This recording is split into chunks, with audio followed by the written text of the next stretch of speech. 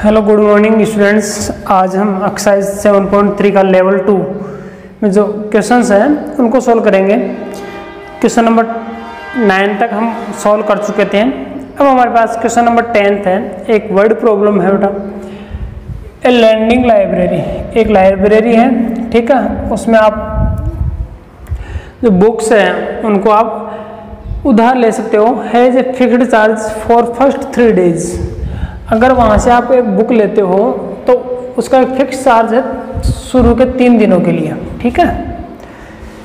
यानी कि एक तरीके से ये कंडीशन ही होगी कि आपको वो बुक 3 दिन तो एटलीस्ट लेनी है। 3 दिन का किराया लगेगा, चाहे आप उसको 2 दिन रखो चाहे 1 दिन रखो। तो फिक्स चार्ज है 3 डेज का। And an additional charge for each day thereafter. और उसके बाद में अगर आप रखते हो 4th, 5th, 6th डे पर तो उसका एडिशनल चार्ज है, अतिरिक्त चार्ज है, उसका अलग रेट है। आरुषि पेड, आरुषि नाम के कोई स्कॉलर है, उसने 27 रुपये दिए। Paid 27 rupees for a book के लिए फॉर 7 डेज। उसने 7 दिन तक रखा, ठीक है। तो जब उसने 7 डेज तक रखा तो उसमें से 3 डेज का तो फिक्स्ड चार्ज हो गया और उसके बाद में जो 4 डेज है, 3 डेज का तो फिक्स्ड चार्ज है। अब बाकी के बच गए कितने? 4 दिन, ठीक है। इसका पर डे चार्ज होगा, पर डे चार्ज, ठीक है स्टूडेंट्स। अब आगे हमारे पास दे रखा कि फिक्स्ड चार्ज x रुपीज़ है। फिक्स्ड चार्ज कितना है? x रुपीज़ है, जो कि 3 डेज का है। और पर डे है y रुपीज़, यानी एक दिन का 4 y रुपीज़ लिए जाएंगे। तो 4 दिन का कितना हो जाएगा? इससे मल्टीप्लाई कर देंगे इसको, पर डे वाले को इससे मल्टीप्लाई करेंगे। और ये फिक्स्ड चार्ज है, ये हमारा 3 डेज का है। इसको 3 से मल्टीप्लाई करने की आवश्यकता नहीं है, ऑलरेडी 3 डेज का फिक्स चार्ज है, ठीक है। तो अब इसको हम क्या करेंगे, एक इक्वेशन है रिप्रेजेंट करना है। तो इक्वेशन में किस प्रकार से रिप्रेजेंट करते हैं देखिए। सॉल्यूशन,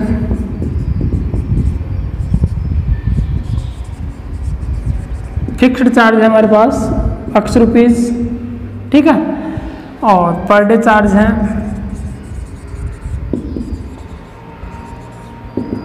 y रुपीज़ और टोटल पेड अमाउंट है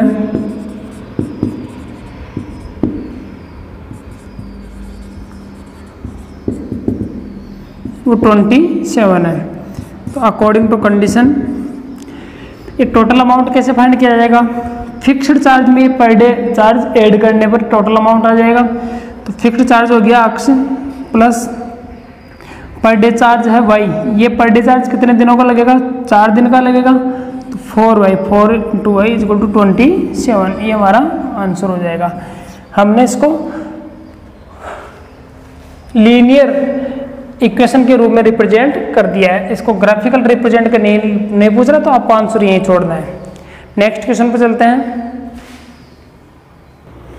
स्टूडेंट्स क्वेश्चन नंबर 11 है। A number is 27 more than the number obtained by reversing its digits. एक नंबर है आपके पास में, 2 डिजिट की कोई नंबर है। वो नंबर अगर उसी की अगर आपको डिजिट्स रिवर्स करके कर दिए जाए तो नया नंबर प्राप्त होगा। आपको पता है कोई भी नंबर होती है 2 डिजिट की, जैसे मान लो 21 है। इस 21 के डिजिट्स को अगर मैं रिवर्स कर दूं तो 12 बन जाएगा। बन जाएगा नहीं बन जाएगा? तो ऐसे ही ये क्वेश्चन ये कह रहा है कि एक नंबर है, हम नहीं जानते वो नंबर कौन सा है, लेकिन अगर उसके डिजिट्स को रिवर्स कर दिया जाए तो वो जो नया नंबर प्राप्त होगा हमारे को, उस नंबर से वो हमारा ओरिजिनल नंबर 27 अधिक है, ठीक है। फिर कह रहा है कि जो हमारा ओरिजिनल नंबर है उसका यूनिट डिजिट x है और 10 डिजिट y है। Right the linear equation representing the above statement. इस स्टेटमेंट को रिप्रेजेंट करने वाला हमारे को लीनियर इक्वेशन राइट करनी है। तो सबसे पहले तो हम जो गिवन है वो राइट करेंगे। यूनिट डिजिट कितना दे रखा है? x दे रखा है। 10 डिजिट कितना दे रखा है? y दे रखा है। आपको कह दें कि कोई भी नंबर है उसका यूनिट डिजिट 4 है, 10 डिजिट 1 है, तो आप बताओ वो नंबर कौन सी होगी? 14 होगी ना। ये 14 कैसे आया बेटा? 4 + 1 × 10, यानी यूनिट डिजिट को 1 से मल्टीप्लाई करो और 10 डिजिट को 10 से मल्टीप्लाई करो और ऐड कर दो। क्या सुना आपने? यूनिट डिजिट को 1 से 10 डिजिट को 10 से मल्टीप्लाई करके ऐड करने पर वो नंबर प्राप्त होता है। ठीक है, तो ऐसे ही हम क्या करेंगे, इसमें हमारे यूनिट डिजिट को 1 से और 10 डिजिट को 10 से मल्टीप्लाई करने पर हमारा नंबर प्राप्त हो जाएगा। ये डिजिट से बेटा the original number unit digit plus 10 × 10 digit. ठीक है, यूनिट डिजिट हो जाएगा x और 10 × y ये हो जाएगा। इन दोनों को ऐड करने पर हमारे पास x + 10y आ गया। तो वो जो नंबर है 2 डिजिट वाली वो है x + 10y। अब हमारे को नया नंबर प्राप्त करना है। Now the number obtained by reversing it's digit. अगर इन डिजिट्स को रिवर्स कर दिया जाए, यानी यूनिट रिवर्स करने का मतलब ये है कि यूनिट डिजिट को 10 डिजिट बना दिया जाए, 10 डिजिट को यूनिट डिजिट बना दिया जाए, तो उस कंडीशन में क्या होगा, द नंबर ऑब्टेन्ड बाय ये, तो यूनिट डिजिट तो हो जाएगा y और 10 डिजिट हो जाएगा x। तो x को 10 से मल्टीप्लाई कर दिया, इसको 1 से मल्टीप्लाई कर दिया, ऐड करने पर y + 10x आ गया। ठीक है, अब अकॉर्डिंग टू कंडीशन, जो क्वेश्चन में कंडीशन दे रखी है, स्टार्टिंग में दे रखी है कि a number means our original number. कौन सा नंबर की बात कर रहा है? इस नंबर की बात कर रहा हूँ। ये जो नंबर है ये रख दिया, इज 27 मोर देन, वो 27 अधिक है किससे? उस नंबर से जो इनके डिजिट्स को रिवर्स करने पर है, इससे। ठीक है, यानी कि इस नंबर में अगर 27 ऐड कर दिया जाए तो ये नंबर के इक्वल आ जाएगा। तो इसमें इसको ऐड कर दिया। अब इसको अरेंज करना है, इन दोनों को इधर ले आइए, x + 10y - y - 10x = 27। ये माइनस का 9x हो जाएगा स्टूडेंट्स, और ये प्लस का 9y = 27। अब देखिए यहाँ पर हमारे पास में कॉमन क्या आ रहा है,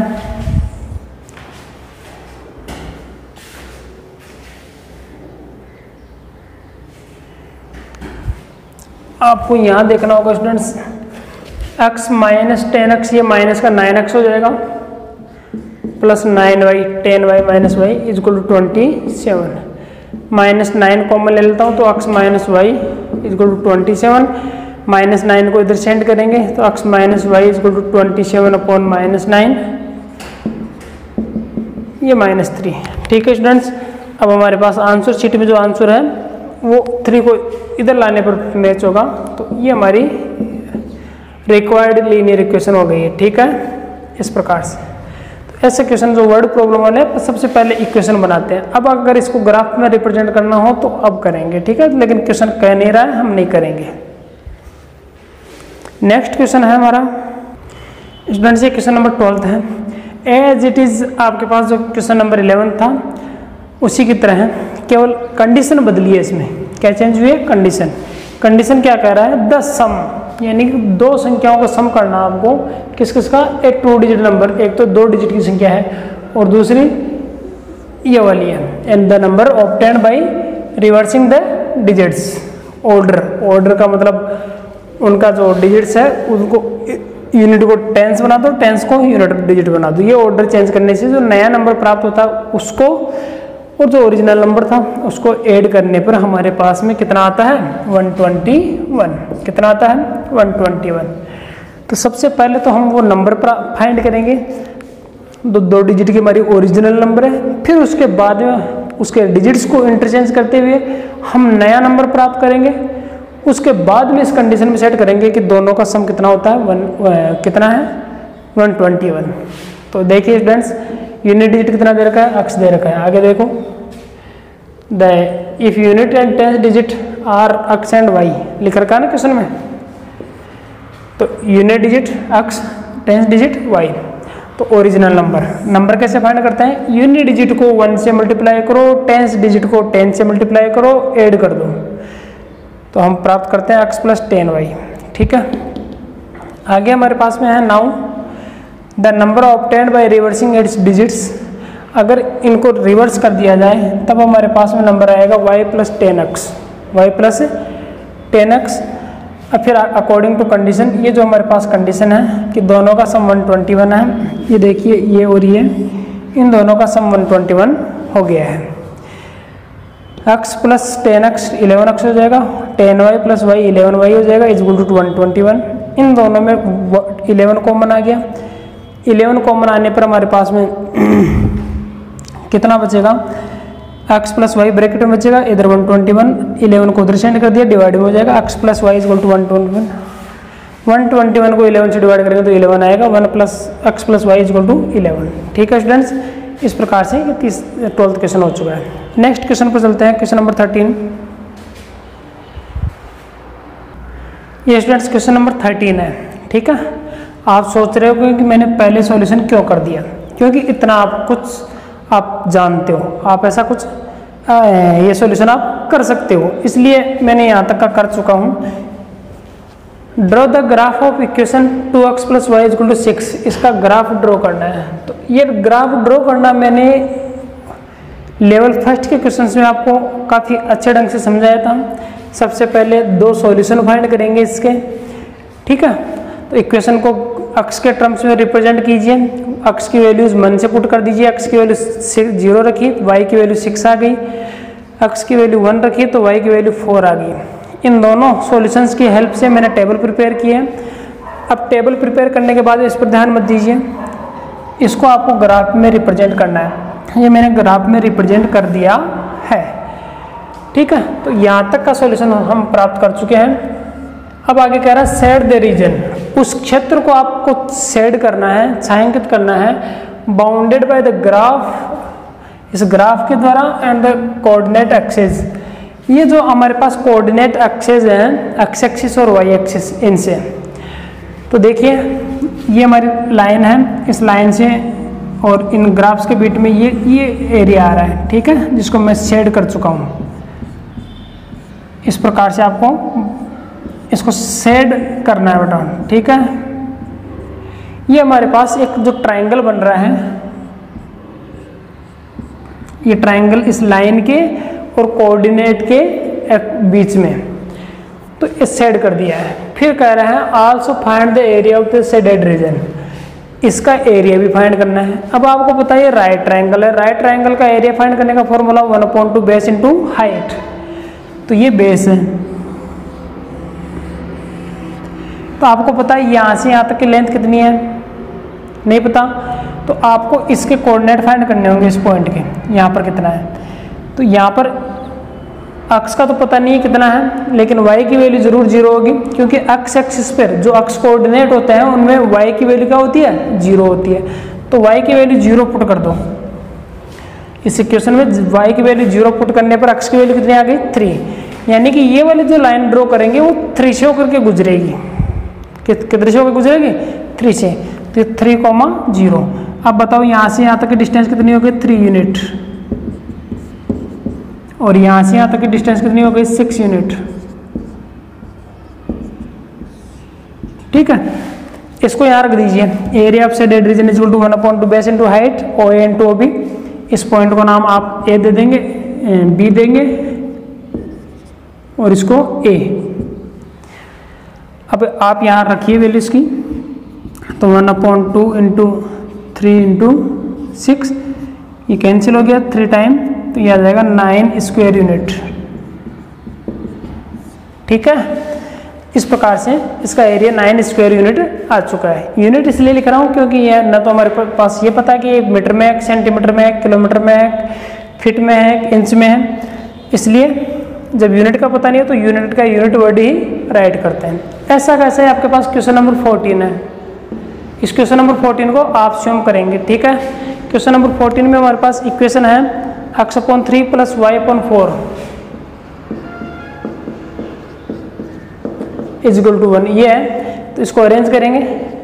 एलसीएम आ गया 12, तो ये 4x plus 3y is equal to 1।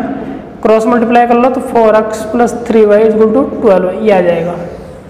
अब इसकी हेल्प से ग्राफ बनाना, ग्राफ बनाने के बाद में ऐसा ट्रायंगल बनेगा, उस ट्रायंगल को शेड करना है। ठीक है, एरिया नहीं फाइंड करना है, इसमें क्वेश्चन की लैंग्वेज को आप पढ़ लेना। एरिया फाइंड नहीं करवा रहा है, एरिया फाइंड करवाए तो ही करना है, अदरवाइज नहीं करना है। केवल आपको इसको शेड करके छोड़ देना है। शेड का मतलब छायांकित। नेक्स्ट क्वेश्चन पर चलते हैं, क्वेश्चन नंबर 15। ये देखिए स्टूडेंट्स, क्वेश्चन नंबर 15 क्वेश्चन कह रहा है draw the graph of y equal to mod x। ये दो पैरेलल लाइन खींच रखी है ना, इनको मोड बोलते हैं, मोड x। ठीक है, एक्चुअल में ये कब लगता है, जब हमारे पास किसी टू इन वन, ठीक है, दो चीज़ों को एक में ही शो करना हो। यानी कि अगर इसको हम रिमूव करेंगे तो एक बार इसको पॉजिटिव लेना होगा और एक बार नेगेटिव लेना होगा। ठीक है, तो यहाँ पर हमारे पास एक इक्वेशन नहीं है, दो इक्वेशन है, दोनों को एक में ही दे रखा है, इनको अलग अलग करेंगे। ये हमारे पास मेन इक्वेशन है, टेकिंग एक्स एज पॉजिटिव। ये मोड किसके लगा हुआ है, अक्स के लगा हुआ ना, तो अक्स को एक बार पॉजिटिव लेना है। ये देखो पॉजिटिव साइन है, यहाँ पर प्लस को लगाते नहीं है, लिखते नहीं है। और दूसरी बार y equal to minus x. तो ये दो इक्वेशन बन गई है, इक्वेशन फर्स्ट और इक्वेशन सेकेंड। अब आप इसके ग्राफ, इसको ग्राफिकल रिप्रेजेंटेशन दोगे और इसका भी ग्राफिकल रिप्रेजेंटेशन दोगे। तो ग्राफिकल रिप्रेजेंटेशन करने के लिए हमारे को क्या करना पड़ता है, टू सॉल्यूशंस की टेबल प्रिपेयर करनी पड़ती है। तो x की वैल्यू 0 रखी, यहाँ x की 0 रखते ही y की भी 0 आ जाएगी। ठीक है, x की 1 रखी तो y की भी 1। ये टेबल तैयार हो चुकी है। ऐसे ही आप इसके तैयार करेंगे, y की x की 0 रखी तो y की भी 0 आ जाएगी, x की 1 रखी तो y की -1 आ जाएगी। ठीक है स्टूडेंट्स, अब हम इसको ग्राफिकल रिप्रेजेंटेशन देंगे। सबसे पहले इसको भूल जाइए सबसे पहले। तो देखिए पहला पॉइंट हमारा 0 0, ये 0 0 कहाँ आएगा, ओरिजिन पर आएगा, ये रहा। फिर है 1 1, ये x की वैल्यू 1 है, ये y की वैल्यू 1 है। ठीक है, ये वाला पॉइंट हो जाएगा 1 1। इन दोनों को ज्वाइन करते हुए आपको लाइन ड्रॉ करनी है।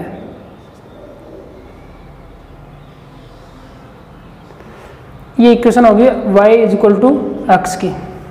ठीक है, ये 1 1 और ये 0 0।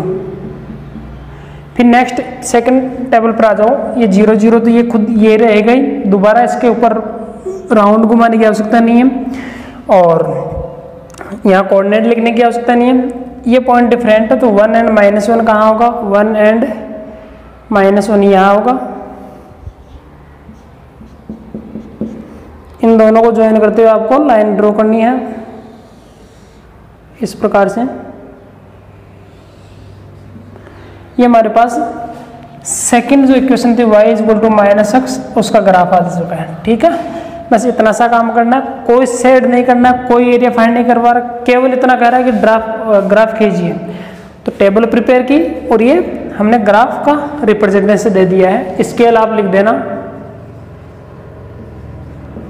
On both axes 1 big sector, ये सभी में कॉमन आएगा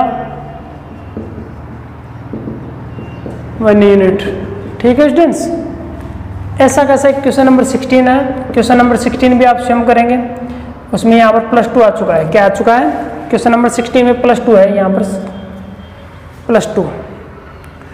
तो उस कंडीशन में क्या करोगे आप, यहाँ पर +2 हो जाएगा और यहाँ +2 हो जाएगा। अब 0 रखेंगे तो ये 2 आ जाएगा, 1 रखेंगे तो 3 आ जाएगा। तो पहला अक्स और 2, 1 और 3, ये लो, ये टेबल बन चुकी है। सेकंड में आ जाइए, यहाँ पर 0 रखा तो -0 + 2, तो ये 2 आ जाएगा, 0 2। फिर 1 रखा तो -1 + 2, तो ये 1 आ जाएगा। ठीक है स्टूडेंट्स, ये दोनों टेबल तैयार हो चुकी है। अब इनको प्लॉट करेंगे तो 0 2 कहाँ आएगा, देखिए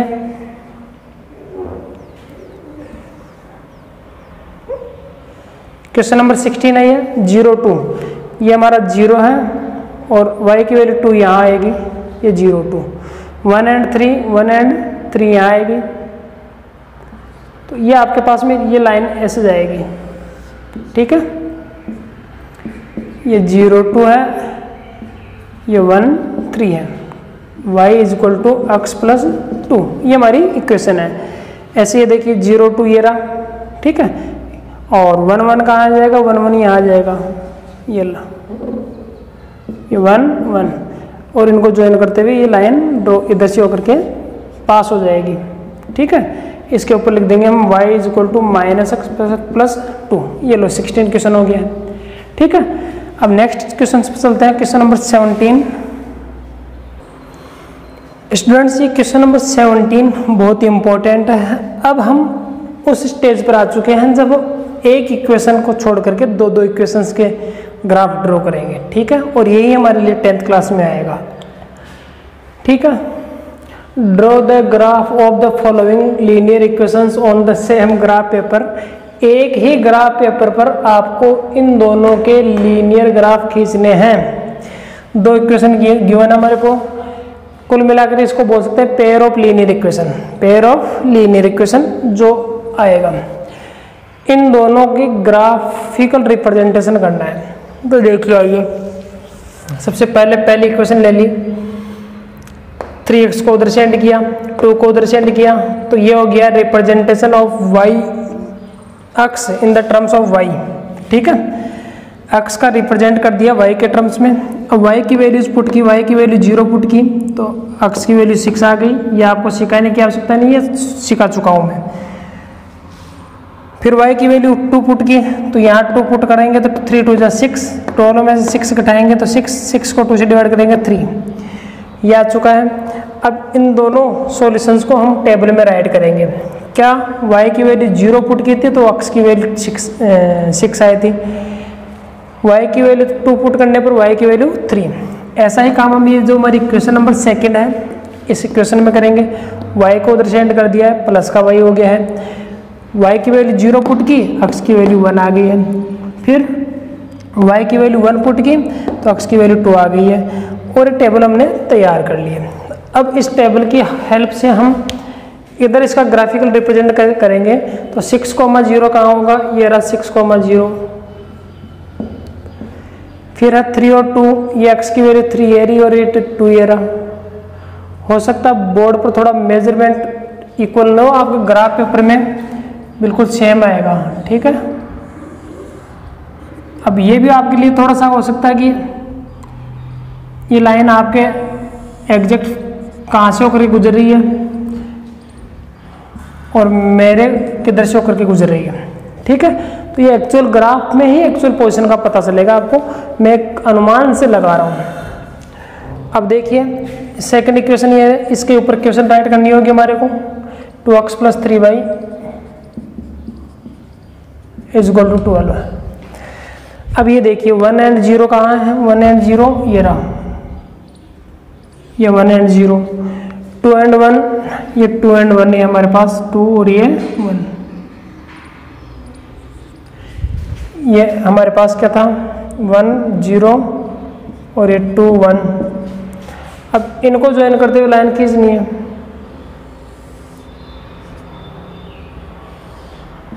इसकी इक्वेशन यहाँ राइट करेंगे, x - y = 1, ठीक है स्टूडेंट्स।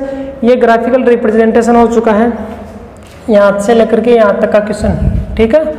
इस क्वेश्चन का ये अगर इतना ही आता है आपके पास में तो ये करके ये कर देना है। स्केल राइट कर देंगे आप लोग, स्केल ऑन बोथ एक्सेस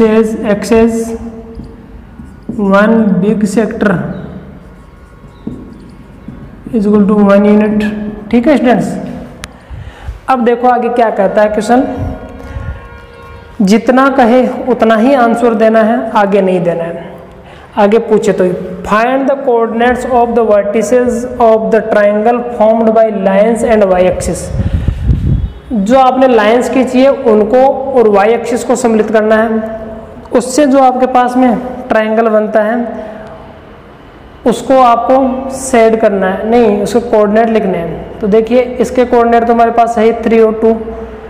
अब इस पॉइंट के और इस पॉइंट के कोऑर्डिनेट आपको फाइंड करने हैं, ठीक है। तो इन दोनों के कोऑर्डिनेट फाइंड करने के लिए हम इक्वेशंस की हेल्प लेंगे, वो देखिए कैसे करेंगे। तो स्टूडेंट्स इन दोनों के कोऑर्डिनेट फाइंड करने के लिए हम क्या करेंगे कि ये वाई एक्सिस है, वाई एक्सिस पर किसकी वैल्यू 0 होती है, x की वैल्यू 0 होती है, तो x की वैल्यू इनमें 0 पुट कर दीजिए, इसमें भी और इसमें भी।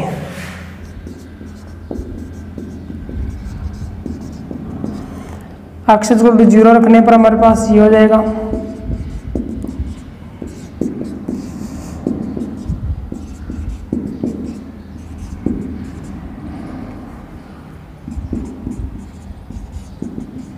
तो y की वैल्यू 4 आ गई है। तो ये पॉइंट हमारे पास में क्या आया 0,4, ठीक है। तो ये 0,4 है, ये यहाँ से होकर गुजरेगा 4 से, ठीक है। यहाँ पर 4 आएगा, ये 5 ऊपर होगा। तभी तो बता रहा था ना कि एक्चुअल मेजरमेंट आपके ग्राफ से ही पता पड़ेगा। तो इस पॉइंट के कोऑर्डिनेट कौन से आ गए? 0,4। अब इसके कितने हैं? तो इसके फाइंड करने के लिए हम क्या करेंगे, इसमें आप अक्स की वैल्यू 0 पुट कर दीजिए।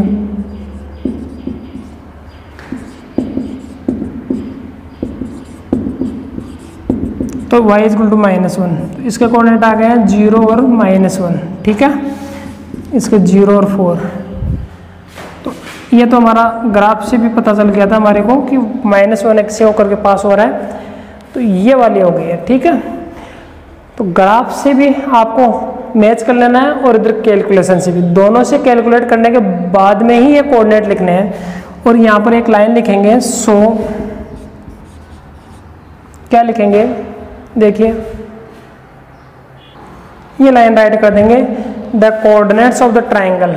ये जो ट्राइंगल बन रहा है आपके पास में, इसको मैं शेड कर रहा हूँ, शेड करने के लिए कह नहीं रहा लेकिन कर रहा हूँ आपको इजीली दिख जाए, ठीक है। ट्राइंगल 2 बन रहे हैं, एक ट्राइंगल ये भी बन रहा है, ये भी बन रहा है, लेकिन इसमें एक्स एक्सिस आ रहा है बेटा और इसमें वाई एक्सिस। तो क्वेश्चन के देखिए लाइन और वाई एक्सिस से जो इंक्लूडेड एरिया है उसको लेंगे, तो ये वाला है, ठीक है। इनके कोऑर्डिनेट लिख दिए हैं 0, 4, 0, -1 और 3, 2, ये तीनों के कोऑर्डिनेट। आप इनको नाम देना चाहो तो दे सकते हो, P, ये Q और ये R। तो ये Q, R और ये P, ठीक है। फिर कह रहे हैं also find the area of the triangle.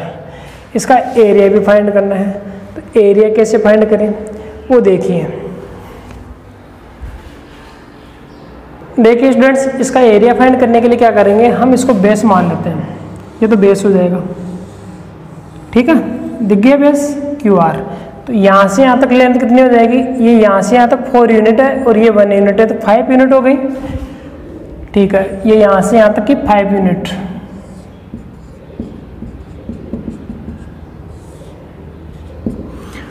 फिर इसकी हाइट कौन सी होगी, तो हाइट ये होगी, ये वाली।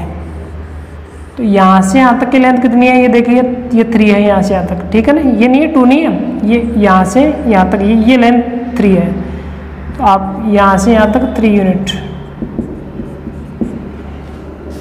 तो ये हाइट हो जाएगी।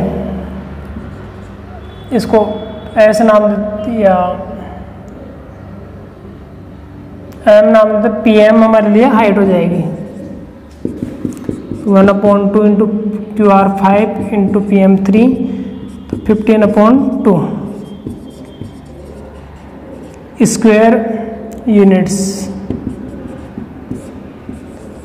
ये आंसर हो जाएगा, ठीक है स्टूडेंट्स।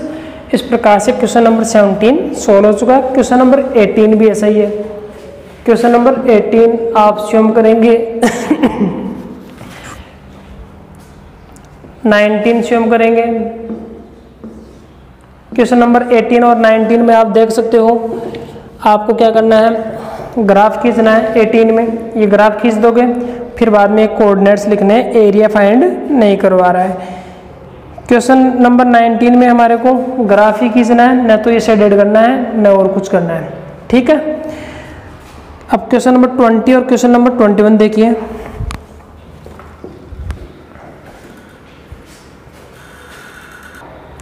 ये देखिए स्टूडेंट्स, क्वेश्चन नंबर 20, इसमें हमारे पास इक्वेशन बनी हुई नहीं है, ठीक है। इक्वेशन बनाते हैं तो आप क्वेश्चन को कर दोगे। Ravish tales his daughter, Ravish अपनी पुत्री से कहता है, उसको बताता है, पुत्री का नाम है Arushi. 7 years ago I was 7 times as old as you were, कि 7 साल पहले मैं तू जितने वर्ष की थी उससे 7 गुना आयु का था, ठीक है। फिर उसके बाद में सेकंड कंडीशन कह रहा है कि आल्सो 3 years फ्रॉम नाउ, अब से 3 वर्ष बाद, यानी वर्तमान काल से 3 वर्ष बाद भविष्य में, आई सेल बी 3 times, मैं 3 गुना हो जाऊंगा as old as you will be, कि आप 3 साल बाद में जितने वर्ष की होगी उसका मैं 3 गुना रहूंगा। फिर आगे कह रहा है कि if present age of Arushi and Ravish are x and y, then represent respectively represent this situation algebraically. Algebraic का मतलब इक्वेशन बनाना है आपको और फिर उसका graphical as well as graphically. Algebraic form में भी रिप्रेजेंट करना है और ग्राफिकल फॉर्म में भी रिप्रेजेंट करना है। तो देखिए आरुषि की प्रेजेंट एज एक्स है, रविश की प्रेजेंट एज वाई है। इनकी इक्वेशन कैसे बनाते हैं? पहली कंडीशन पढ़िए, 7 ईयर्स अगो, 7 साल पहले, तो 7 घटा दीजिए बेटा, एक्स माइनस 7 और वाई माइनस 7, ठीक है। आरुषि पुत्री है, रविश उसके पिता है। तो ये दोनों इक्वल कब होंगे? जब पुत्री को हम एक्स आरुषि की आयु है, रविश की वाई है। तो पहले हम इधर पिता की आयु को लिख लेते हैं। तो ये पुत्री की आयु है, ये पिता की आयु है, ठीक है। तो ये पिता पुत्री के इक्वल कब होगा? जब हम इसको 7 टाइम करेंगे, ठीक है, 7 टाइम्स। पुत्री का आयु को 7 टाइम कर दिया है। ये इक्वेशन सेट हो चुकी है, इसको अरेंज करेंगे। 7x minus 49 is equal to y minus 7, इनको इधर ले आइए 7x, या फिर उधर से लिख दीजिए इसको 7x is equal to y minus 7 plus 49, 7x is equal to y plus 42, ठीक है स्टूडेंट्स। तो x इज इक्वल टू, ये इक्वेशन हो गई है आपके पास, 7x minus y is equal to 42, ये इक्वेशन नंबर फर्स्ट। अब दूसरी कंडीशन देखो। दूसरी कंडीशन में हमारे पास में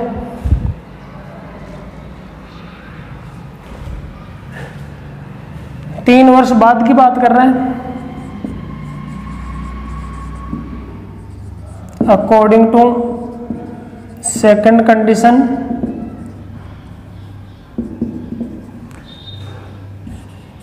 x प्लस 3 और इधर पिता y प्लस 3 हो जाएगा, और इन दोनों को इक्वल करने के लिए पुत्री को 3 टाइम्स मल्टीप्लाई करना पड़ेगा, ठीक है।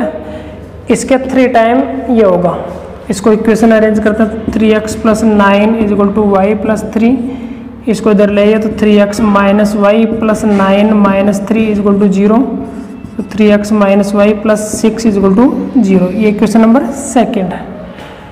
अब इसका ग्राफिकल रिप्रेजेंटेशन करना है। ये जो ज्योमेट्रिकली अलजेब्रिकली रिप्रेजेंटेशन हमने कर दिया है। अब इसको ग्राफिकली रिप्रेजेंट करने के लिए क्या करेंगे? हम इसके दो सॉल्यूशन फाइंड करना। आप टेबल तैयार कर लोगे ना, इस प्रकार से 2 सॉल्यूशन फाइंड करने हैं। इसकी टेबल आपको तैयार करनी है और ग्राफ पेपर में शो कर देना है, ठीक है। और उसमें ग्राफ पेपर आप चिपका देना है एक कटिंग काट करके नोटबुक में ही, ठीक है। तो ये क्वेश्चन हो चुका है, क्वेश्चन नंबर 20। क्वेश्चन नंबर 21 में आते हैं। ग्राफिकली याद रखना, ग्राफिकली रिप्रेजेंटेशन इस क्वेश्चन का स्वयं को करना है। ये देखिए स्टूडेंट्स, हमारे पास क्वेश्चन नंबर 21 जो कि हमारे पास 8th क्लास में भी आता था। Arushi was driving a car, Arushi एक कार चला रही है with uniform speed of 60 kilometre per hour. 60 kilometre per hour की स्पीड से, एक समान स्पीड से ड्राइव कर रही है car. Draw distance time graph from the graph, ठीक है। आपको ग्राफ बनाना है, ठीक है। फिर कह रहा है find the distance travelled by Arushi in 2.5 hours and half hour. ये आपको बाद में बताना है ग्राफ खींच करके। तो ग्राफ के लिए टेबल बनानी पड़ेगी। टेबल देखिए, स्पीड गिवन है। अब बच्चों ये बताओ कि 60 किलोमीटर पर आवर का मतलब क्या होता है? पर आवर का मतलब 1 घंटे में ये 60 किलोमीटर जाता है। ऐसे 2 घंटे में कितना चला जाएगा? 2 से मल्टीप्लाई कर दो इसको 120, और ऐसे 3 घंटे में 180 और 4 घंटे में 240, ठीक है। ये टेबल बन गई है, इसको इसमें रिप्रेजेंट करते हैं। ये वाई एक्सिस और ये एक्स एक्सिस। अब इधर तो हमारे को वाई एक्सिस पर तो क्या लेना है? डिस्टेंस लेनी है, नहीं टाइम को लेना है जो कि आवर में है, और इस पर डिस्टेंस को ले लेते हैं। तो पहला है हमारा 60 और 1, तो यहाँ पर है ये 61 है। फिर है 122, यहाँ हो जाएगा। ऐसे ही 183, ये 180 और ये 3। इनको ज्वाइन करते हुए जब हम लाइन ड्रॉ करेंगे तो ये हमारा ग्राफ हो जाएगा। ठीक है स्टूडेंट्स, समझ गए? ओके, अब हमारे को पूछ रहा है कि टू एंड, पहला क्वेश्चन है डिस्टेंस कवर्ड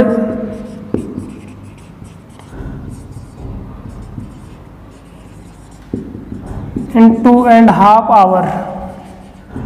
तो 2.5 आवर में देखो कहाँ से गए, 2.5 यहाँ होगा, इधर लाइन खींचेंगे तो हमारे पास ये आएगा इन दोनों के बिटवीन, ये 2.5 है, तो यहाँ पर कितना होगा 120 और 180 का हाफ कितना हो जाएगा 150। ठीक है, तो 150 आ जाएगा, 150 किलोमीटर। ठीक है स्टूडेंट्स, फिर है हाफ आवर में second, distance covered in half hour. तो हाफ आवर में कहाँ है, यह आधा, हाफ आवर यही है ना, तो इसको ज्वाइन कर दो यहाँ से यहाँ तक, तो यहाँ पर कितना है 30 और ये हाफ, तो हाफ आवर में 30 किलोमीटर करेगा। ऐसे हमारे को इन क्वेश्चंस के आंसर ग्राफ की हेल्प से देने हैं। ठीक है, तो ग्राफ भी ड्रॉ कर दिया और आपके जो क्वेश्चन पूछे गए थे उनका भी आंसर हम दे चुके हैं। इस प्रकार से ये हमारी एक्सरसाइज कंप्लीट होती है। स्टूडेंट्स कुछ 2 या 3 क्वेश्चन ही मैंने छोड़े जो आप खुद को करना है। ग्राफ पेपर में काम करना है, ग्राफिकल रिप्रेजेंटेशन ग्राफ के दूसरी साइड और बाकी की कैलकुलेशन ग्राफ के दूसरी साइड करनी है, जो अपन लाइनिंग वाला पेज होता है उसमें। ठीक है, ओके बाय।